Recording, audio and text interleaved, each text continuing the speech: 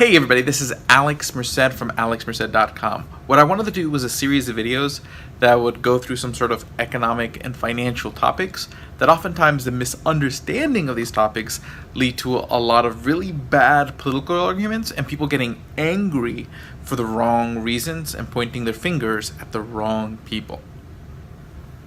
Okay, and as I go through all of this, this is not to sit there and excuse people who might have done unethical business practices or people who ran their businesses poorly, but oftentimes the extent to which that happens is way overstated. So let's start off with just talking about company wealth. Okay, a lot of times you'll hear people make arguments like, that company is a multi-billion-dollar company. It's a tragedy that they don't give their employees all fully paid health care and raises every year. Okay? They're exploiting the working man. That's sort of the argument. But when you point out at a company's size, like they say, that company is a billion-dollar company, let's think about what that actually means. That either means it's the company's net worth, which means you're taking all of the company's assets, selling them off, okay, for the values that we assume that they're worth. So let's assume that you got every dollar of that. You paid off all the debts that the company currently has and the money that's left over. That's what's called your net worth. Most individuals have a negative net worth because we owe more on our houses and our student loans than all the stuff that we own. Companies usually try to operate with a positive net worth, or else it's kind of hard to find investors. But not always. But the problem is, not all those assets are going to get full value for. So you may value a particular asset in a certain way on your balance sheet and say, hey, this thing is worth this much. But if you had to sell it in a situation where you have to sell it, you're probably going to get a lot less for it. Okay, so that's not necessarily always a good number. And again, if someone says we have $1 billion net worth, it doesn't necessarily mean they have $1 billion they can just draw from when they feel like it. Oftentimes the amount of liquidity they have, meaning the actual cash they have available, is a lot less, and they have a lot of commitments to that cash that they're already obliged to. Okay, and the other way someone could say like it's $1 billion company is if they're talking about the company's market cap, if it's a public company. And what market cap is if you took all the public shares of a company and multiply them by their market value. So if a company has 1 million shares and each of those shares are worth $30, that company has a $30 million market cap. That is also not $30 million. It's just the variable to go give people. They're the value of the shares.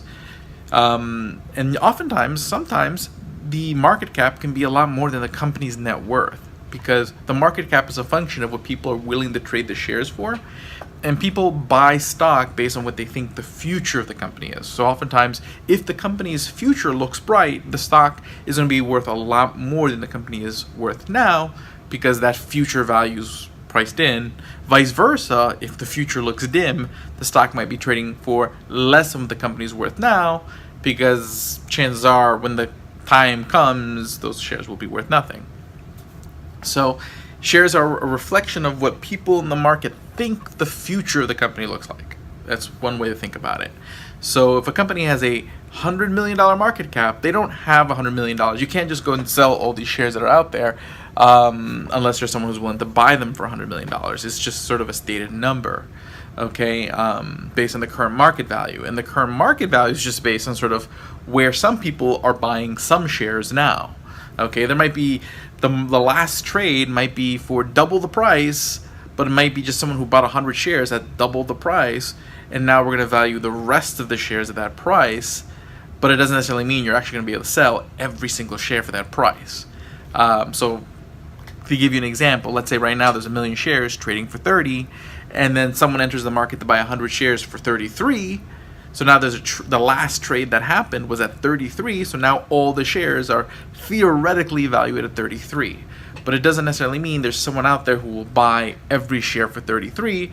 So now that the company's market cap has increased to 33 million, because 1 million shares times 30 went up to 1 million shares times 33, that extra $3 million is really theoretical.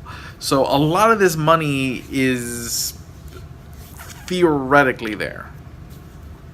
Now here's the thing, and so that means your personal net worth is the same way, etc. So a lot of people, when you hear like Donald Trump is a billionaire, a lot of that's based on sort of theoretical value of properties and assets that he owns. Now, granted, you can turn that into cash by borrowing against it. Okay, but that's kind of what happened with the housing bubble. A lot of people borrowed against the value of the houses. The value of the houses turned out not to be what they thought they were going to be, and now people owed more money than the collateral they had against those loans. So that's not necessarily something you always want to be doing.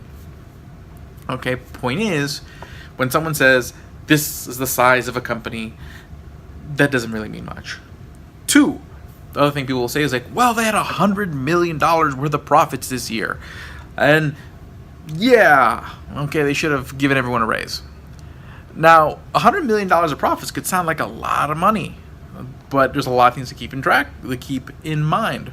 One, like, how many employees does the company have? So, if you have $100 million and you have 1,000,000 employees, that's really like $100 per employee. You're not going to be giving people necessarily big raises.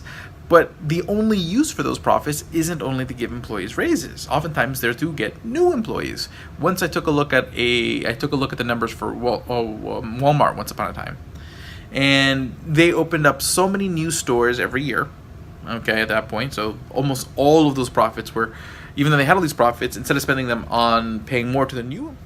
So bottom line, the point is that Walmart's profits were being reinvested into new Walmart stores, okay?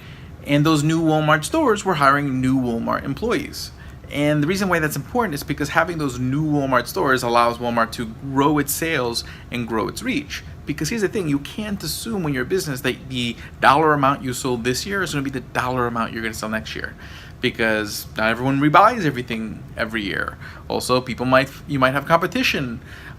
People might decide to spend less. There might be economic recessions, especially if you're in your retail. So there's all these different things you got to plan for. So I mean, a portion of those profits also got to be put to the side for a rainy day.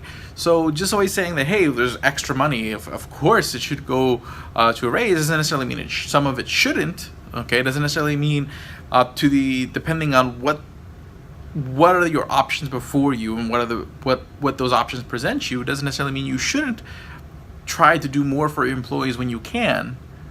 But again, to sit there and act like there's just this gross negligence to an extreme is missing the point. Now again, I'm not saying that this top executive is thinking like, man, I really want to make sure that every employee gets a raise, but oftentimes people who are under direct management of those employees put in requests for themselves.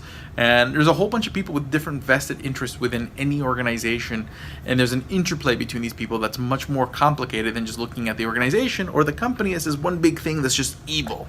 Okay, and yeah, so that's the point. And I'm going to talk about a couple other things in other videos. I just wanted to get this point about sort of wealth and profits out of the way first.